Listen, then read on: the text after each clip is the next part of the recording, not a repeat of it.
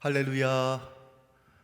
우리 좌우를 한번 인사하기 원합니다. 옆에 같이 예배 드리시는 분 혹은 혼자 들으신다면 이렇게 얘기했으면 좋겠어요. 하나님 나라가 우리의 것입니다. 하나님 나라가 우리의 것입니다. 아멘. 우리가 함께 하나님 나라를 누리며 소망하며 믿음으로 걸어가길 원합니다. 오늘 하나님 말씀 같이 나누기 원합니다. 마태복음 5장 3절부터 12절까지입니다. 오늘은 우경 학생이 하나님 말씀을 봉독해 올립니다.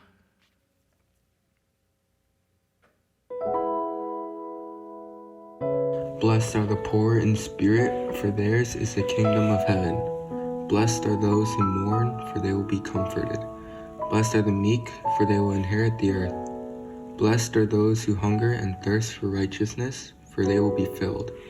Blessed are the merciful, for they will be shown mercy. Blessed are the pure in heart, for they will see God. Blessed are the peacemakers, for they will be called children of God. Blessed are those who are persecuted because of righteousness, for theirs is the kingdom of heaven. Blessed are you when people insult you, persecute you, and falsely say all kinds of evil against you because of me. Rejoice and be glad, because great is your reward in heaven.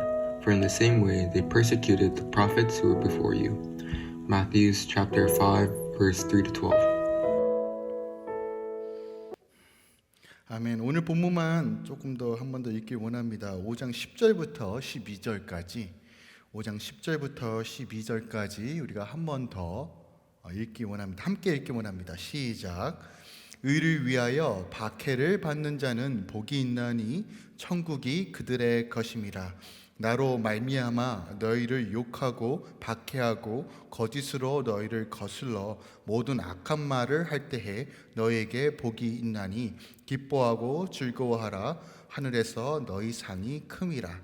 너희 전에 있던 선지자들도 이같이 박해하였느니라. 아멘. 하나님의 말씀입니다. 혹시 여러분 한번 생각하고 상상해 봤으면 좋겠어요.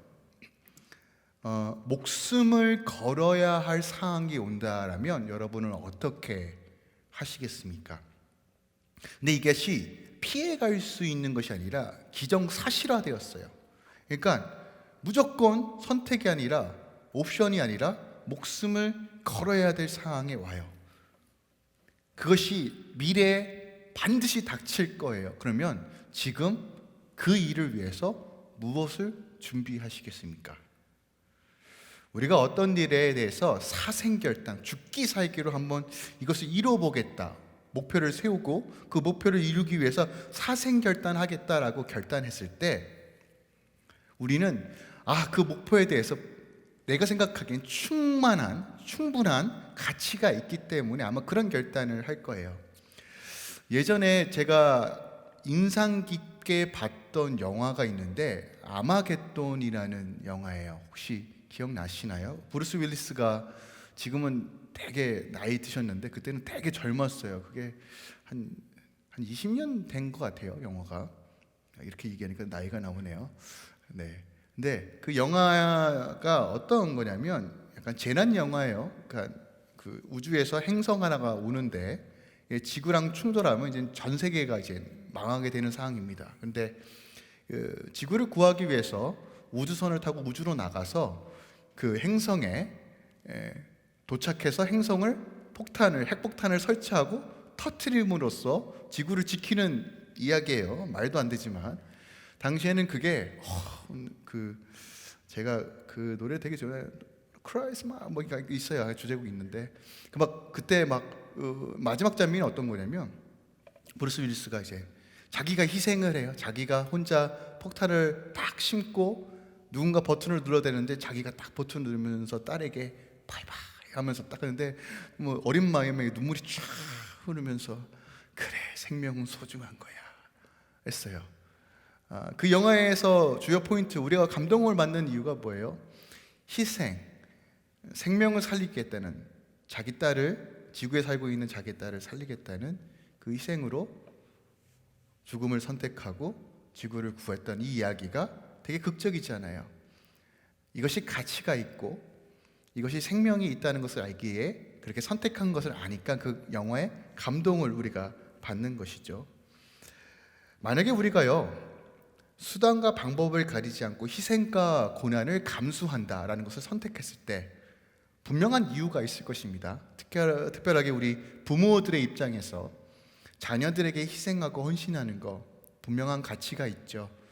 내 자녀 잘 크길 원하고 건강하고 행복하길 원해서 우리 부모들은 특히 어머니들은 희생하잖아요. 갓난아이 잠도 잘 못 자고 똥기저귀 갈아야 되고 때에 따라 밥을 먹여야 되는 이 수고, 자기 잠 못 자면서도 아기를 돌보는 그 헌신과 희생.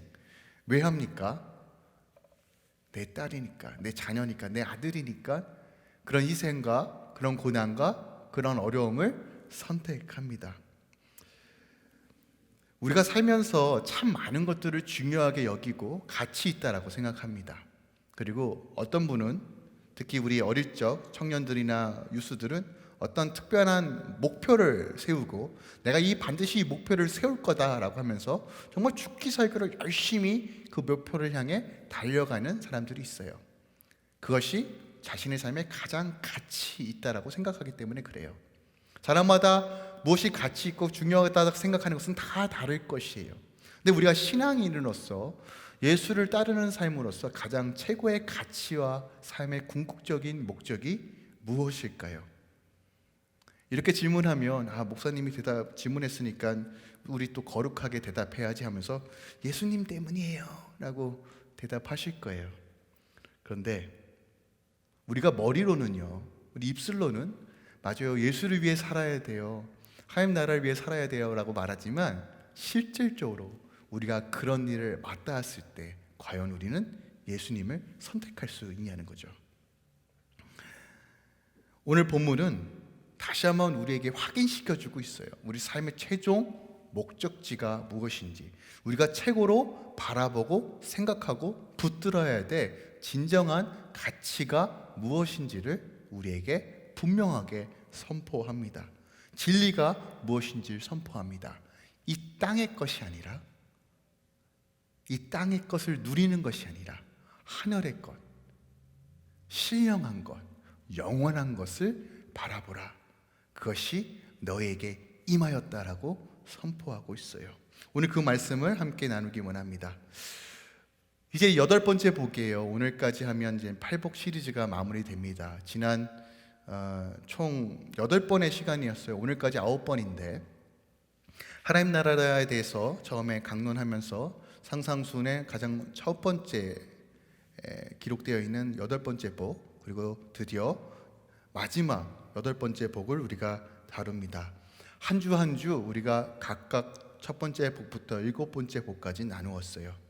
그런데 우리가 한 주 한 주 어떻게 보면 짧은 이 시간 동안에 7번째까지 복을 나누고 오늘 8번째 복을 나누고 있는데, 이 복은 어떻게 보면 인생 전체에서 주님 오시는 그날까지 우리가 추구해야 될 8가지 진리와 정체성과 삶의 태도와 부르심이라고 제가 말씀드렸습니다.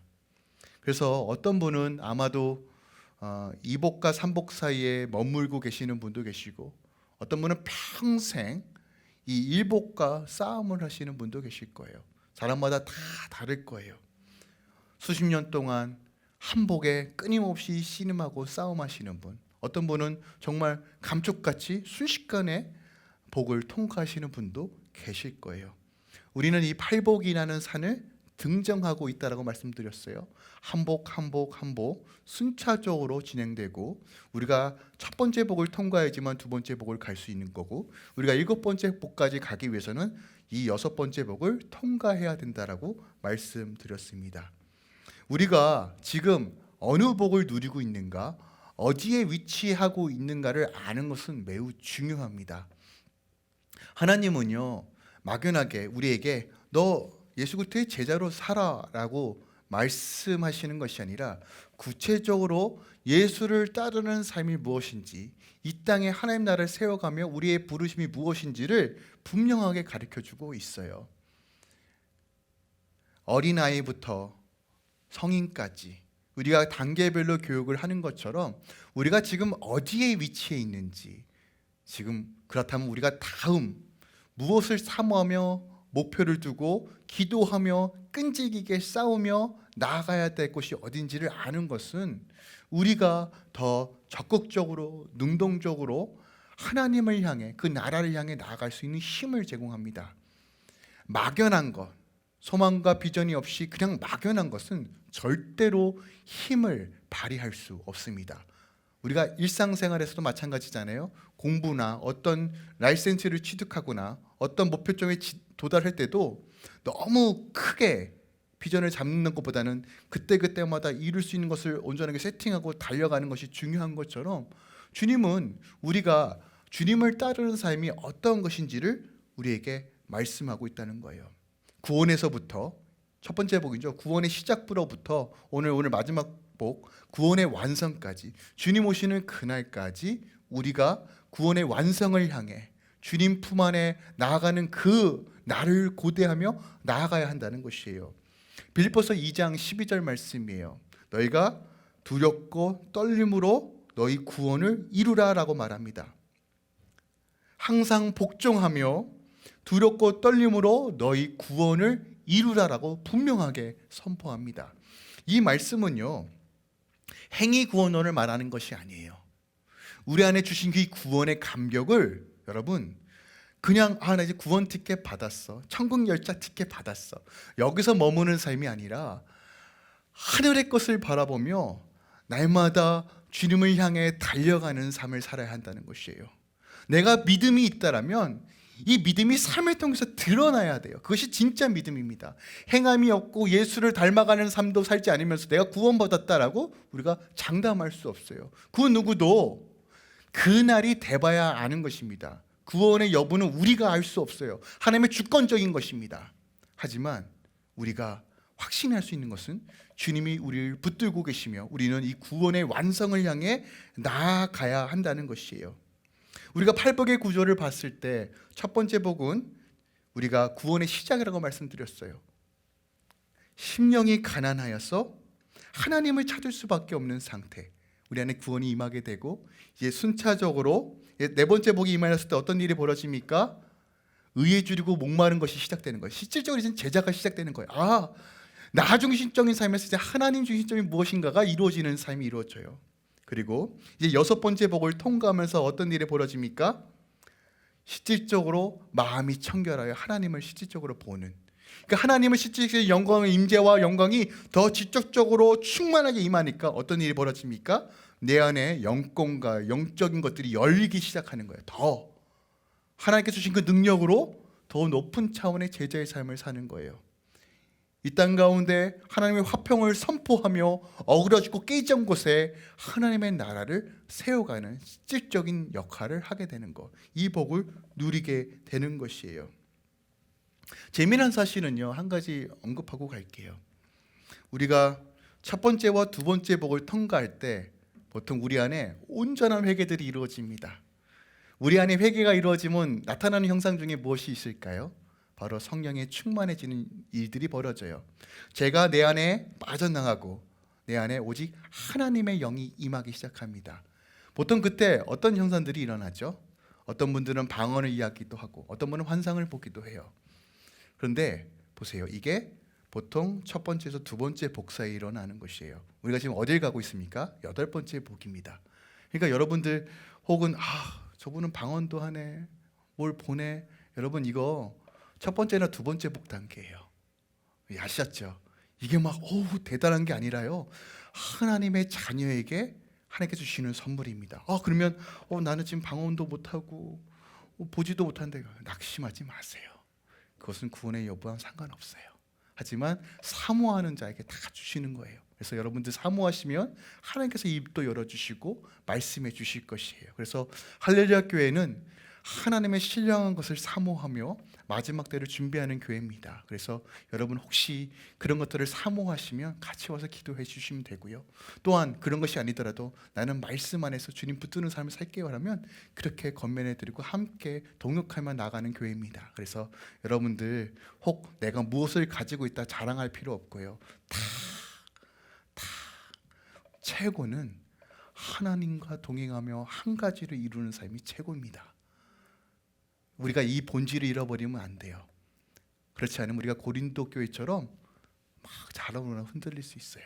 말씀을 기준으로 살고 예수를 따라가는 삶이 가장 복된 것입니다. 그래서 이 8가지 복의 단계를 아는 것이 매우 중요해요. 이것을 알면 우리는 영적인 진리들이 보이기 시작합니다.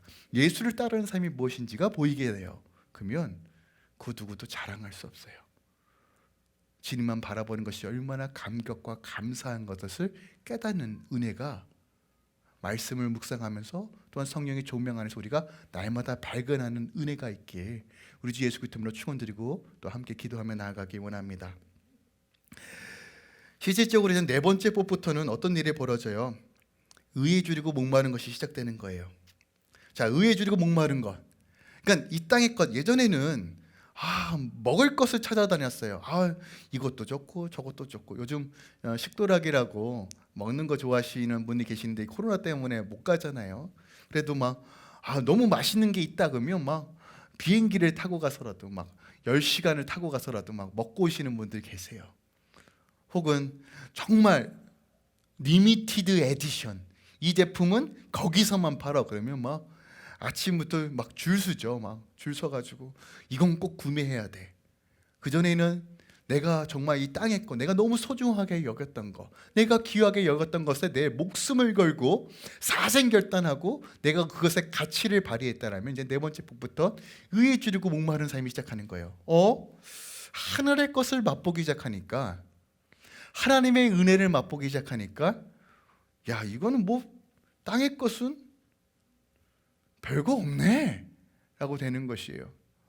여러분, 오늘 하나님께서 의에 줄이고 목마른 것에 넘어서 의를 위해서 박해를 받는 단계까지 8번째 복이에요. 이게 한순간에 일어나는 일들이 아닙니다. 신령한 것을 맛보고 그것에 대한 가치가 발휘되니까 이런 일들이 벌어지는 거예요. 각각 복을 통과하면서 정말 진리가 무엇인지, 복음의 신비가 무엇인지, 그 예수 그리스도의 놀라운 사랑과 은혜, 그 아버지의 그 붙들림이 무엇인지, 성령님의 위로하심과 만지심이 무엇인지를 이제 실질적으로 경험하면서 우리가 성장하게 되는 것이에요. 그리고 우리가 영적인 눈이 열리면 실질적으로 이젠 예수님처럼 어떻게 사랑할까, 어떻게 국리를 여길까가 대한 시름이 시작돼요. 저번에 저는 지금 5에서 6복에서 계속 싸움하고 있어요 라고 얘기했더니 실망하시는 분도 계시는데, 네, 저 이 말씀을 꼭 드리고 싶어요. 목사님이 5복이니까 나는 내 목표는 4복이야. 여러분, 성경을 보십시오. 레위인들보다 또한 많은 목회자들보다 더 많은 일을 하시는 성도님들이 더 많습니다. 그래서 저를 목표로 삼지 마세요. 아마 제 실체를 아시면 아마 저를 십자가에 못 박을 거예요, 여러분들. 저는 정말 별거 없습니다. 그냥 그래서 매일 하나님한테 혼나요. 그러니까 저를 목표로 세우시면 큰일 납니다. 우리 예수님 같이 바라봐요. 그래서 늘 말씀드리지만 이 할렐루야 교회 담임 목사님은 우리 예수님입니다. 저는 그냥 그 보스가 시키는 대로 이렇게 하는 존재니까.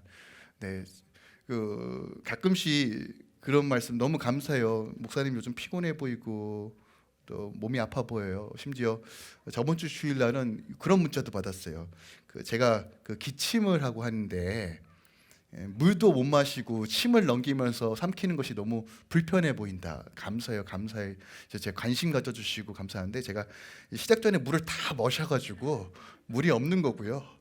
그리고 지금 또 봄이 와서 엘러지가 조금씩 생기고 있어요. 그래서 목소리도 좀 탁해지는 거고, 그래서 아침마다 조금 이걸 어떻게 해야 되나, 목소리 톤을 조금 바꾸려고 하는데 이게 목이 잠겨가지고 안 되는 거 그냥 이해해 주십시오. 몸이 아픈 게 아니라요.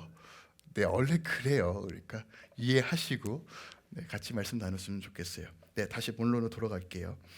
우리가 사랑의 씨름이 시작됩니다. 사랑의 씨름이 시작되면 나를 사랑하는 방법이 무엇인지, 또한 내 이웃과 내 자녀와 내 남편을 사랑하는 방법이 무엇인지, 이제 더 나아가 내 이웃과 내 교우를 사랑하는 이 사랑의 씨름에서 통과하는 과정이 가장 나아가요. 그리고 이제 이것이 실질적으로 통과되면 마음의 청결한 복이 임하는 거예요. 물질, 사람, 시간, 우리의 자녀들, 남의 시선, 관계, 감정의 노예로 사는 것이 아니라, 그것 때문에 내 삶이 좌지우지하는 것이 아니라 한 가지가 이루어지는 거예요. 세상과 하나님을 겸하여 섬기는 것이 아니라 마음이 청결해져서 이제 하나님의 영광을 바라보며, 내 주님, 당신의 아름다움이 나를 충만하게 합니다. 이것이 실질적으로 경험되어지는 일이 벌어지는 거예요. 세상에 희한찬란한 네온 사이트, 막 번쩍번쩍하고 화려한 것들, 이런 것들에 내 마음이 현혹되는 것이 아니라, 그게 정말 별거 아니구나, 하늘의 영광은 어마어마한 거구나, 이 기쁨과 감격이 채워지는 단계가 바로 6번째 복이라는 거예요. 그때부터 보세요. 하나님의 빛이 가까이 오니, 주의 영광에서 영광이 내 안에 가까이 오니 어떤 일이 벌어져요? 내 안에 영광이 더 충만하게 채워질 수밖에 없죠. 하나님이 가까이 오니 그때부터 더 영적인 세계가 보이는 거예요. 사도 바울이 3천층까지 왔다 갔다 하는 것들이 실질적으로 이루어지는 일들이 그런 거예요. 우린 영의 사람입니다, 여러분. 우리의 영의 사람이에요. 하나님과 영과 영으로 교제하는 사람입니다. 영이 혼탁하면 하나님을 느끼지 못하는 것이 당연하지만, 영이 맑으면 맑을수록 어떻게 해요? 하나님과 친밀한 교제 안에 들어가는 것이에요. 그리고 보세요, 기억하세요. 영권이 열리면, 영적인 세계가 열리면 물권과 인권은 자연스럽게 따라옵니다. 하나님이 나와 함께 하시는데 어떻게 사람이 안 붙어요? 하나님이 나와 함께 하시는데 하나님께서 어떻게 나를 형통하지 않게 하실 수 있겠어요? 그분 창조주가 나와 함께 하시고 그의 영광이 내 삶 가운데 반영되는데, 그래서 영권이 열리면 물권과 인권도 함께 열리는 거예요. 그렇다면 하나님께서 문권과 인권을 왜 열어주실까요? 바로 화평을 만드는 자로 인도하시기 위해서예요. 하나님께서 특별하게 사회적 지위를 주시고 능력을 주시고 재정을 허락하시는 분명한 이유가 있습니다. 우리가 보통 이것을 하나님의 영광을 위해서 사용하겠습니다라고 얘기하는데, 그게 구체적으로 어떻게 적용되냐고요. 바로 어그러지고 깨져 있는 곳에 화평을 만들기 위해서 하나님께서 주시는 영향력이에요. 하나님께서 나에게 재정을 주셨어요. 그러면 내 배 타시게 부르고, 내 집을 넓히고, 내 차를 좋은 것을 만들고, 이러기 위해서 하나님께서 재정을 주셨을까요? 네, 그럴 수도 있어요. 그런데 본질적으로는 이것이 흘러가 하나님이 살아 역사하심을 드러내며 실질적으로 도움을 주며 구원을 베푸는, 예수님처럼 어그러지고 깨져 있는 곳에 학교와 병원과 돌봄을 세우며 그곳에 하나님의 나라가 실질적으로 이루어질 수 있도록 하기 위해서 하나님께서 그 일을 하신다는 것이에요. 그래서 우리는 실질적으로 7번째 복에 임해야 된다라고 저는 분명하게 선포합니다. 특히 지금 이 시대는요. 그 이유를 말씀드릴게요. 적그리스도는요, 거짓된 화평으로 이 땅에 올 거예요. 적그리스도가 누구인가, 무엇인가에 대해서는 신학적인 논쟁이 참 많아요. 어떤 분은 어떤 특정한 인물이다라고 얘기하시는 분도 계시고, 어떤 분은 어떤 특별한 제도 혹은 법이라고도 얘기하시는 분도 계세요. 여러분, 법으로 크리스찬들을 억압하고 법으로 우리 삶을, 자유를 억압시키고 전체주의로 만들어버리면 우리는 예수를 믿고 싶어도 믿지 못하는 상황이 벌어질 수 있어요. 그것을 적그리스도라고 말하시는 분들도 계시더라고요. 이유가 어쨌든 간에 적그리스도의 특징은 거짓된 화평을 우리에게 제시함으로써 우리를 미혹한다는 것이에요. 마치 여러분, 돈을 많이 벌어야 여러분 화평하고 화목할 수 있어요. 너무 뻔한 얘기죠. 돈이 화목하게 하고 화평하게 합니까? 속으로 맞아요. 그래, 돈이 있어야지 여유롭죠. 목사님, 돈 없어 봐요. 실질적으로 돈이 없어 보면 마음이 쪼들리는 게 사실입니다. 그래서 자족의 은혜가 임하는 것이 정말 복인 거예요. 이런 건강 음식, 이런 영양제를 먹어야지만 여러분 건강해집니다. 그럴 수 있어요. 저희 어머니가 매일 아침마다 유산균 먹으라고 계속. 그래서 제가 말씀드렸죠. 엄마, 난 유산균 먹지 않아도 하루에 3번씩 가. 그런데도 장이 튼튼해야 된다고 늘 강조하세요. 영양제 먹어라, 좋은 거 먹어라. 맞아요. 뭐 먹으면 몸에 다 좋겠죠. 근데 세상의 미디어들, 광고들, 엔터테인먼트, 커머셜들을 좀 보세요. 그 세상이 말하는 것들을 보세요. 이런 현상은 온 지구 역사에서 동일하게 일어났습니다. 예전에 로마가요, 전 세계를 어떻게 통치했는지 아십니까? 빵과 서커스로 국민들을 통치했어요. 빵이 뭐예요? 국가에서 제공해주는 돈이에요. 국가에서 주는 혜택입니다. 서커스는 뭐예요? 엔터테인먼트예요. 이 두 가지를 가지고 국민들을 다스렸어요. 거짓된 화평이죠. 그래서 요한계시로 이것을 드러내는 거예요. 존이 이것은 거짓된 화평이야. 진정한 우리의 주인, 화평을 만드시는 것은 오직 예수님이야 라고 말하는 거예요. 그래서 히브리서 7장 2절에 보면 보세요. 이런 말씀이 기록되어 있어요. 먼저는 그의 의의 왕이요 그는 샬렘의 왕이니 곧 평강의 왕이다 라고 말합니다. 우리 예수님이 뭐라고요? 의의 왕이시며 평강의 왕이라고 하게요. 그가 진실된 평안을 만들며 그 하나님께서 우리를 평안케 하신다는 거예요. 그럼 우리가 궁극적으로 평안을 누리려면 어떻게 해야 됩니까? 하나님과의 관계가 회복되면 우리가 평안을 누리는 거예요. 다시 말씀드립니다. 하나님과의 관계가 회복되어진 것, 우리가 하나님과의 관계가 화목해졌을 때만이 우리가 샬롬을 누릴 수 있어요. 다른 방법 아닙니다. 돈이 많아서 건강해서 뭔가 부해서 자녀가 잘 돼서가 우리의 화평에 만드는 조건이 아니라 단 하나입니다. 인간은 하나님과의 관계가 회복돼야지만 샬롬을 누릴 수 있어요. 그 일을 누가 하셨습니까? 의의 왕이시며 샬롬의 왕이신 예수께서 십자가를 통해서 하신 거예요. 우리가 살면서요, 이 8가지 복을 다 못 누릴 수 있습니다. 맞아요. 하지만 기억하세요. 이것은 하나님께서 우리에게 주신 선한 목적입니다.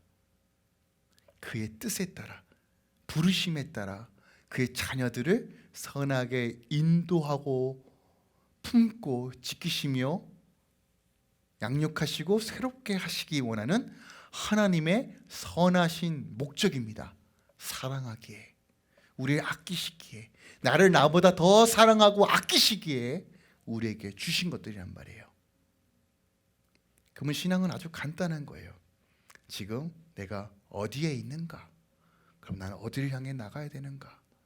그럼 교회의 역할은 무엇일까요? 바로 이 단계별로 성도들과 함께 양육하여 주님께로 달려가는 거예요. 아버지, 오늘 주님께서 선포하세요. 의를 위하여 박해를 받는 자가 복이 있다라고 말합니다. 일반적으로 여러분 세상에서요, 의를 행하는 사람 어떤 사람이에요? 선한 일 하는 사람, 베푸는 사람, 그런 사람들 세상에서 어떤 대접을 받아요? 존경을 받잖아요. 야, 정말 대단하다. 그러니까 자신은 잘 그렇게 못해도 그렇게 행하는 사람 되게 막 칭찬해주고, 야, 맞아, 저렇게 살아야 돼. 참 아름답다. 참 아름답다. 그런데 의를 위하여 핍박을 받는데요. 아니, 의를 행하는데 왜 핍박을 받아요? 무슨 말입니까? 성경에서 말하는 의가 세상에서 말하는 의와 다르기 때문에 그래요. 아셨죠? 그러니까 우리가 세상에서 알고 있는 의의 개념이 아니라 성경에서 말하는 의의 개념이 무엇인지를 정확하게 알아야 돼요. 만약에 세상에서요, 의를 행하는데 갑자기 그 사람이 욕을 먹는다, 박해와 핍박을 받는다, 어떤 일입니까? 우리는 저 사람 정말 의로워, 공의로워, 참 선해라고 믿었는데 알고 봤더니 비리가 있고 성추행을 하고 악한 것들이 드러날 때 그 배신감으로 어떤 일이 벌어집니까? 사람들이 분노하죠. 야, 저 사람 어떻게 저렇게 살 수 있어? 우리가 속았네 라고 했을 때 핍박을 받잖아요. 근데 오늘 본문에서 의를 위하여 박해를 받는 자라고 표현해요. 그러면 이게 무슨 말일까요? 여기서 말하는 의는 우리가 전에 나누었던 4번째 복, 의에 줄이고 목마르다라는 때 같은 단어를 사용하는 거예요. 그래서 그때 제가 의에 대해서 조금 상세하게 나누었습니다. 그래서 궁금하시면 그 설교 보시면 됩니다. 링크 걸어드릴까요? 네. 의는 righteous와 justice예요. righteous는 뭐예요? 도덕적이고 윤리적인 거. 그리고 justice, 공의와 정의를 의미합니다. 이 모든 것들이 포함되어 있는 말이에요. 오늘 의는. 근데 의를 위해서 박해를 받는다는 것을 우리가 조금 고민해 봐야 돼요. 그래서 네 번째 복과 여덟 번째 복은 짝을 이루옵니다. 그러니까 네 번째 복이 뭐예요? 의에 줄이고 목마른 것은 어떻게 보면 내 개인적인 삶이 변화되는 거예요. 내 개인적인 삶이 세상 중심적인 것, 이 땅의 것을 향해 목마르고, 아우 어떻게 먹고 살까, 무엇을 더 입을까, 아우 어떻게 뭐 좀 더 좋은 거 없을까에 관심에서 이제는 점점 시선이 하나님께로 바뀌는 단계가 네 번째 단계라면, 여덟 번째 단계는 조금 더 이제 능동적이고 적극적으로 바뀌는 거예요. 내 개인적인 삶에서 이제는 적극적으로 이 땅을 향해서 박해를 받으려고 하는 거예요. 여기서 박해를 받는다, 핍박을 받는다는 뜻은요, 수동적으로 남이 때리면 오른밤을 맞으면 왼밤도 맞는다, 이런 말이 아니라요. 오른밤을 때릴 것 같으면 야, 오른밤도 때리고 왼밤도 때리고 엉덩이도 때리고, 나를 그냥 나를 그냥 주여 패버려 라고 핍박을 사모하고, 핍박을 받기 위해서 선택하고, 핍박을 쫓아다닌다는 의미예요. 이해가 되세요? 수동적으로 누가 어쩔 수 없는 상황에서 핍박과 박해를 받는 것이 아니라 오히려 핍박을 쫓아간다가 오늘 본문의 정확한 해석입니다. 그러니까 의를 위해서 박해를 의도적으로 선택한다는 것이에요. 무엇 때문에? 대체 무엇 때문에 박해를 선택할까요? 이 의를 사도 바울은 빌립보서 3장 5절에서 9절에 이렇게 표현해요. 빌립보서 3장 5절에서 9절인데 어떤 내용이 기록되어 있냐면, 바울이 그래요. 나는 8일 만에 할례를 받았고, 나는 이스라엘 족속 중에 베냐민 지파야. 그리고 나는 히브리인 중에 히브리인이요, 나는 율법에 정통하며 바리새인 중에 바리새인이야. 그리고 뭐라고 말하냐면, 나는 율법에는 흠이 없어. 이 얼마나 자신만만한 이야기입니까? 나는 하나님 말씀 율법에 해당하는 그 모든 것들을 정직하고 공의롭게 행하고 있어. 자신만만하게 얘기해요. 그런데 오늘 7절, 빌립보서 3장 7절, 8절, 9절에 보니까 이렇게 기록되어 있어요. 제가 읽어드릴게요. 그러나 무엇이든지 내게 유익하던 것을 내가 그리스도를 위하여 해로 여겼다는 거예요. 자, 의가 무엇이라고요? 그리스도를 위하여 해로 여겼대요. 8절에 보니까 또한 모든 것을 해로 여기면 내 주 그리스도 예수를 아는 지식이 가장 고상하기 때문이다라는 거예요. 그러니까 예수를 아는 거, 예수와 친밀해지는 거, 예수의 영광을 맛보는 거, 그 임재와 영광 가운데 거하는 것이 얼마나 귀한 것을 깨달으니까 내가 지금까지 배웠던 거, 누렸던 거, 똑똑하다라고 자랑했던 것들이 뭐예요? 다 쓰레기와 같았다는 거예요. 무슨 말입니까? 예수 그리스도의 영광이, 그분의 일하심이, 그 십자가의 의에 비하면 내가 지금까지 알고 배웠던 그 모든 것들이 비교조차 할 수 없다는 거예요. 비교조차. 그래서 9절에 이렇게 얘기합니다. 그 안에 발견되려 함이라. 내가 가진 의는 율법에서 난 것이 아니요 오직 그리스도를 믿음으로 말미암아 것이니 곧 믿음으로 하나님께로부터 난 의다. 이게 바로 의라는 거예요. 한마디로 이야기하면 궁극적인 의는 바로 예수 그리스도, 이것이 나의 의입니다 라고 얘기하는 거예요.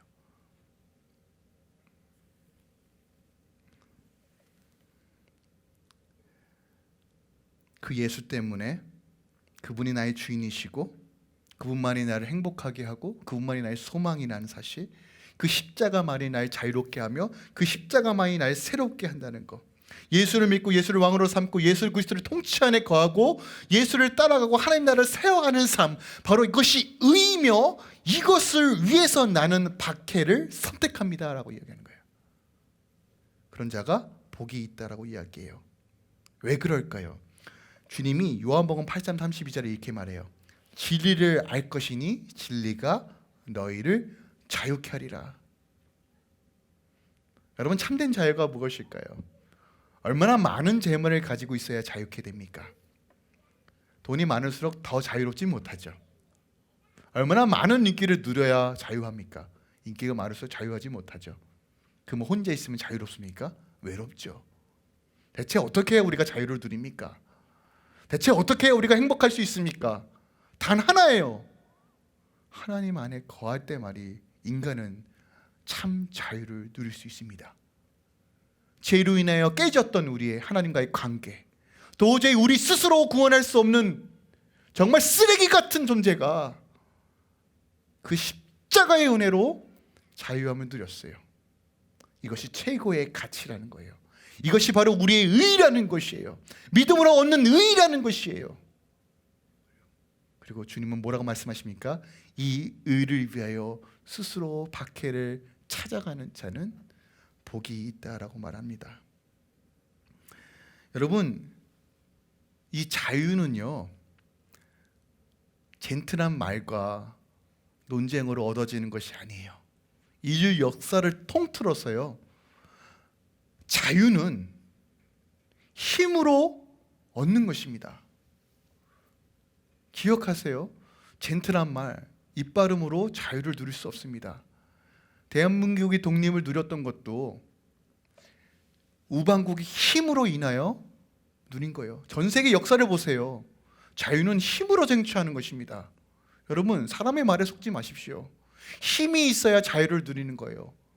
그래서 복음의 능력을 우리가 체험하고 복음의 능력 안에서 나아가야 되는 것이에요. 하나님의 아들들이라고 우리가 불리움을 받을 때 우리가 화평을 이루며 자유를 누릴 수 있습니다. 하나님께서 그것을 주의 자녀들에게 허락해 주신 능력이에요. 이 복은 그래서 복인 거예요. 그런데 오늘 이 활복을 누리는 자가 어떤 자입니까? 첫 번째부터 일곱 번째 복을 통과한 자예요.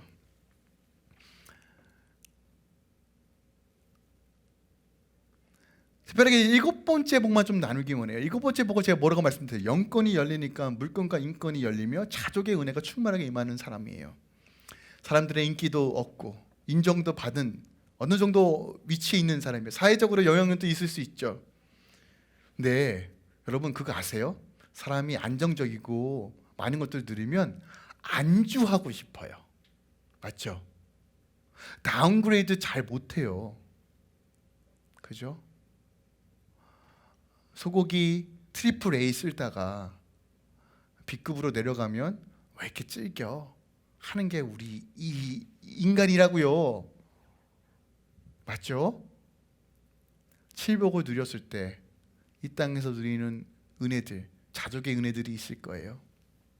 그런데 여덟 번째 복이 뭐예요? 박해를 찾아간대요. 무슨 말입니까? 자기가 가지고 있는 거 다 버린다는 거예요.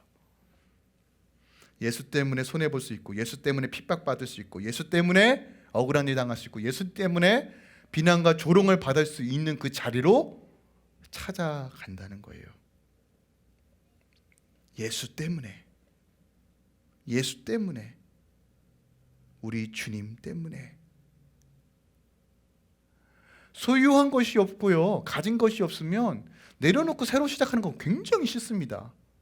그런데 우리 가정의 아버지들이 왜 직장을 못 그만두고 자기가 하고 싶은 일을 못하는지 아십니까? 책임져야 될 것이 많기 때문에 그래요. 그만큼 일곱 번째 복을 누렸던 자가 여덟 번째 복까지 통과한다는 것은 결코 쉬운 일이 아닙니다. 정말 어마어마한 거예요. 많은 분들이 아마 일곱 번째 복에서 많이 미끄러지실 거예요. 박해를 찾으러 간다. 그런데 주님 뭐라고 말씀입니까? 이것이 복이다라고 이야기하는 거예요.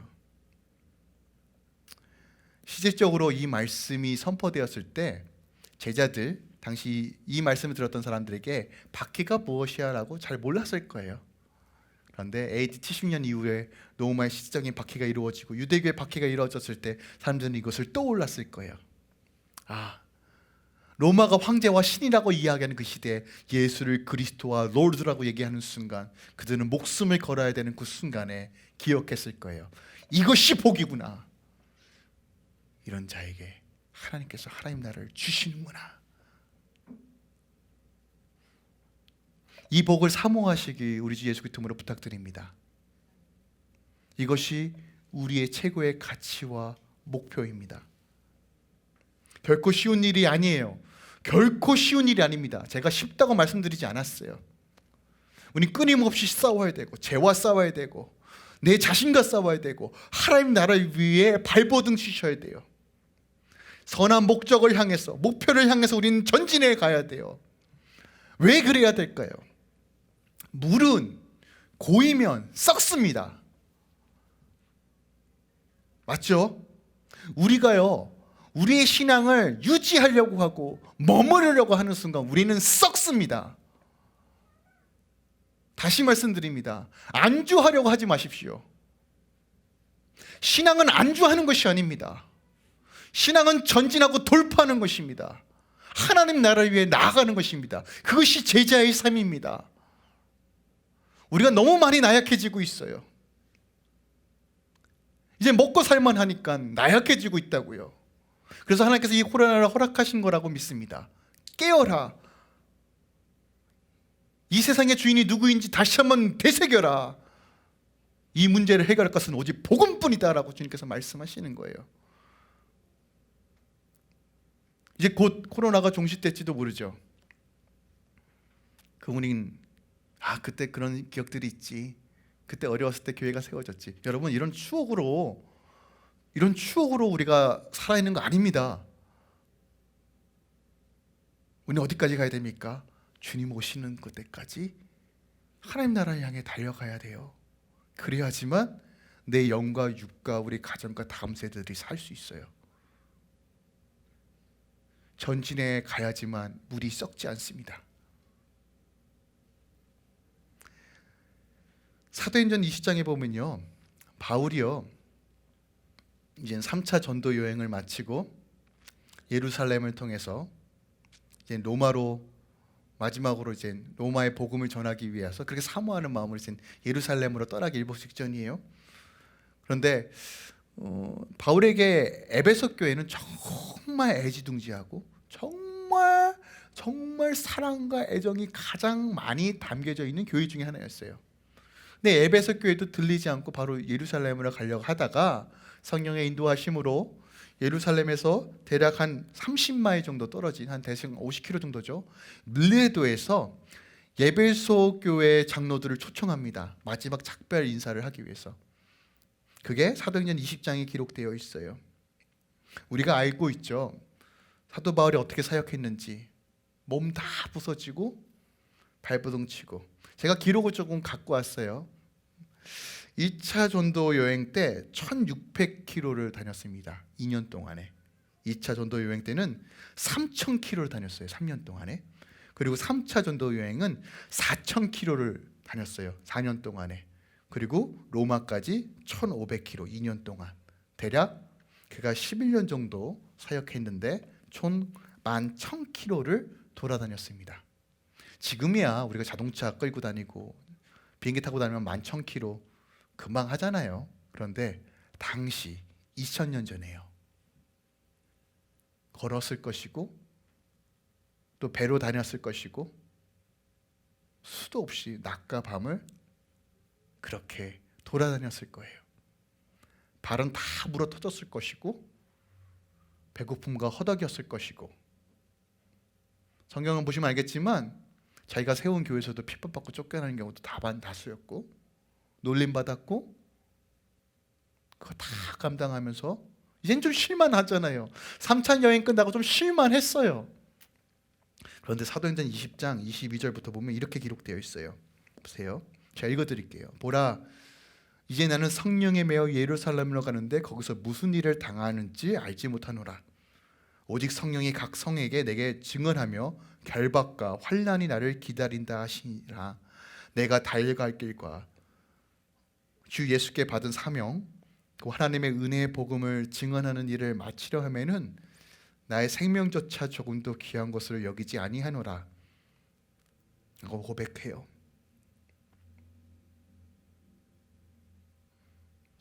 바울의 가치, 바울의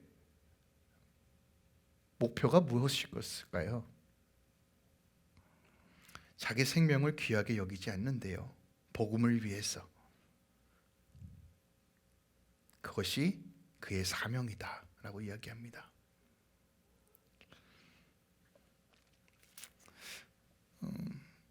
목회자로서 저는 이런 구절들을 묵상할 때마다 정말 많은 도전이 돼요. 예수로 사는 게 뭘까?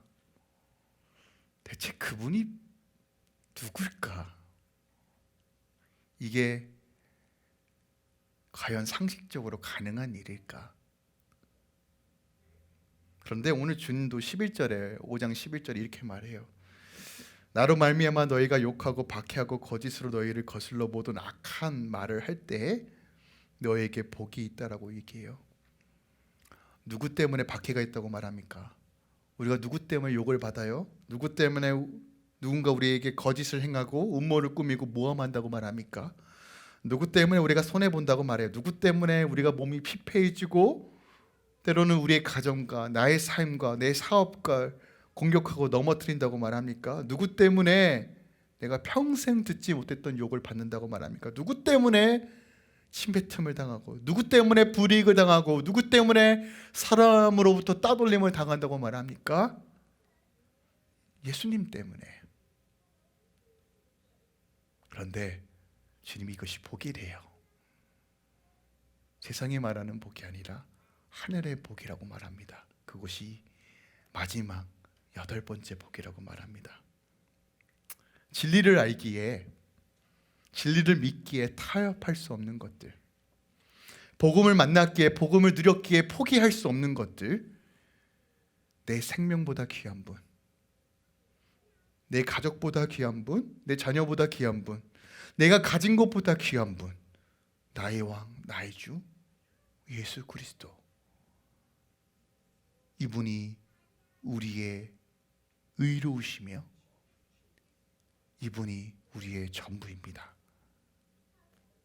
이분을 위해 핍박과 어려움을 받는 것, 이것이 복입니다.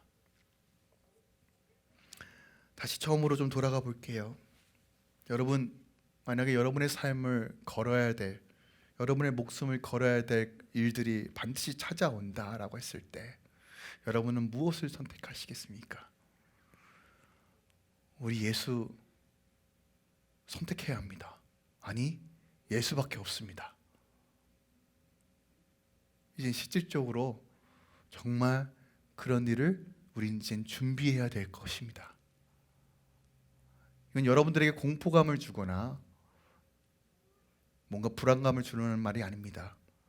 진리는 변하지 않고 말씀대로 이루어질 것입니다. 그런데 열처녀의 비유처럼 기름을 준비하지 못하면 그때 돼서 늦습니다. 지금 연약한 믿음이지만, 지금 부족한 믿음이지만, 다시 말씀드립니다. 한 걸음 한 걸음 한 걸음 나아가셔야 됩니다. 그래야지만 썩지 않고 나태되지 않습니다. 주님을 구하십시오. 하나님 나라를 구하십시오. 그리고 여러분 누리고 있는 복에서 그 다음 복이 여러분들의 기도 제목이시오. 또한 결단하고 씨름하며 성취하고 나가야 될 선한 목적이라는 것을 기억하십시오. 그렇다면 이 8번째 복을 우리 삶 가운데 적용시키려면 어떻게 해야 될까요? 첫 번째로, 여러분, 구원의 완성을 위해 우리 멈추지면 안 돼요. 혼자가 힘들면 러닝메이트, 주님의 몸된 공동체가 있습니다. 저와 함께, 우리 함께 걸어갑시다. 우리 함께 주님께로 나아갑시다. 주님, 주의 복을 사모합니다. 하늘의 복을 사모합니다. 안정을 취하고 유지하게만 하면 이 거대한 파도에서 우리가 이겨낼 힘이 없어요. 전진해 가야 됩니다. 함께 주님의 몸된 공동체에서 함께 기도하며 나가기 원합니다. 제가 왜 저녁마다 이렇게, 그거 아십니까? 처음에 1시간 했다 요즘 1시간 10분, 20분 계속 늘리고 있어요. 왜 기도하는지 아십니까? 실질적으로 제가 죽을까 봐 기도합니다. 제 영이 죽을까 봐 제가 더 견고하게 쓰기 위해서 기도하는 거예요. 그리고 여러분, 제가 버티고 나아가겠습니다. 함께 기도하고 함께 예배합시다. 그러면 우리가 하나님 주님 오시는 그날까지 정말 믿음으로 나아갈 수 있을 거예요. 넘어질 수 있어요. 자빠질 수 있어요. 저도 마찬가지입니다. 하지만 같이 믿음의 공동체가 함께 손잡고 걸어가면 일어날 수 있습니다. 또한 이 8번째 복은 우리의 궁극적인 사명이 무엇인지를 말해주고 있어요. 저는 이 8복의 말씀을 나누면서 갑자기 에스더가 떠올랐어요. 에스더 4장에 우리 에스더 자매님께서 죽으면 죽으리라 라고 말해요. 하만의 계략으로 페르시아에 있는 유대인들이 다 죽게 생겼어요. 그런데 에스더가 뭐라 합니까? 모르드게, 자기 삼촌에게, 원래 왕 앞에 허락 없이 가면 죽어요. 왕비도 얄짤 없습니다. 그냥 죽어요. 그게 페르시아의 법이었어요. 페르시아는 전 세계를 국림하던 가장 큰 나라입니다. 그런데 에스더가 목숨을 거는 거예요. 내가 왕 앞에 서겠습니다. 내가 선포하겠습니다. 그러니까 나를 위해 금식하고 기도해 주십시오. 죽으면 죽겠습니다. 여러분, 이 영성이 회복되어야 돼요. 순교자의 영성이 회복되었을 때 우리는 생명을 살릴 수 있습니다. 하나님의 나라 함께 세워가길 원합니다. 이 땅 가운데 온전히 하나님 나라가 세워지길 사모하십시오. 그래서 12절에 이렇게 마무리합니다. 기뻐하고 즐거워하라. 하늘에 너희 상이 큼이라. 너희가 전에 있던 선지자들도 이와 같이 핍박을, 박해를 받았다. 기뻐하고 즐거워하라. 그 하나님께서 갚아주신다. 기뻐하고 즐거워하라. 하늘의 상이 큼이라. 이 땅의 것이 아니라 내가 그 하나님 나라를 보증해 줄 것이다. 그러니 주의 자녀들아 일어나라. 찬양하라. 나아가라. 그 어떤 것도, 죽음도 생명도 하나님 사랑에서 우리를 떼어낼 수 없으니 나아가라. 오늘 이 놀라운 은혜가 여러분의 가정과 여러분의 삶 가운데 충만하게 임하길 선포합니다. 의를 위해 박해를 찾아가십시오. 사모하십시오. 이 복에 이를 수 있도록 기도하십시오. 성령을 구하십시오. 하나님께서 우리를 통해서, 여러분을 통해서, 몸된 교회를 통해서 하나님 나라를 세워갈 것입니다. 기도하겠습니다. 주님, 바울의 고백을 바라봅니다. 표대를 향하여 그리스도 예수 안에서 하나님을 위해서 부르신 부름을 상을 위해 달려간다라고 빌립보서 3장 14절에 말했습니다. 잡은 줄로 생각하지 않고 하나님 나라를 위해 걸어갔던 바울의 고백, 주님 이것이 우리의 고백이 되길 원합니다. 내 중심적이고 내가 먹고 사는 것에 치우쳤던 우리의 삶의 시선을 다시 하나님께로 돌립니다. 죄와 타협하고 죄에 익숙했던 우리의 삶을 돌이켜 하나님의 빛 가운데 거합니다. 예수님, 다시 한번 우리 삶 가운데 찾아오시고 개입하여 주시옵소서. 우리의 죄를 다 드러내 주시고 우리 안에 썩어 물들어져 있던 세상의 것들을 다 정화시켜 주시고 예수 그리스도의 보혈로 덮어주시고 성령 안에서 새 사람을 입은 자처럼 구원의 완성을 위해 온전히 나아가게 하여 주시옵소서.